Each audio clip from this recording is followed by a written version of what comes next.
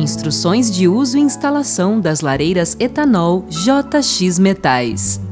As lareiras etanol JX Metais são versáteis e ecológicas, podendo ser utilizadas em ambientes com baixa circulação de ar, pois não emitem gases tóxicos. O acendimento é simples, basta abrir totalmente a tampa deslizante com a haste. Em seguida, adicione álcool líquido comum de acordo com o tamanho da lareira e o tempo que ela deverá ficar acesa.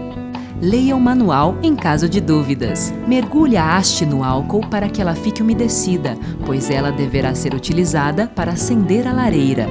Com um fósforo aceso, acenda a haste e aproxime-a da lareira com cuidado.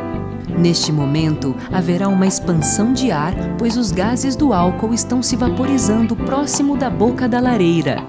Mantenha crianças e animais afastados durante este procedimento. Para reduzir a expansão de ar do acendimento, feche parcialmente a tampa deslizante e repita o procedimento mergulhando a haste novamente no álcool e acendendo com cuidado.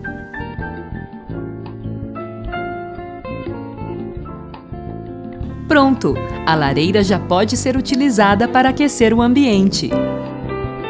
Para aumentar ou reduzir a intensidade de calor, abra ou feche a tampa deslizante, sempre utilizando a haste que acompanha a lareira. Importante: nunca reabasteça a lareira quando ainda houver chama ou estiver quente, pois pode haver combustão antecipada, provocando acidentes e queimaduras graves. Mantenha sempre um adulto responsável próximo à lareira para evitar acidentes e queimaduras quando houver crianças e animais próximos.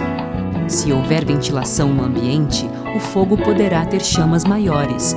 Para reduzi-las, basta fechar um pouco a tampa deslizante. Para apagar o fogo, basta fechar completamente a tampa deslizante, sempre utilizando a haste que acompanha o produto. Lareira etanol JX Metais, uma opção prática, ecológica e elegante para aquecer a sua casa.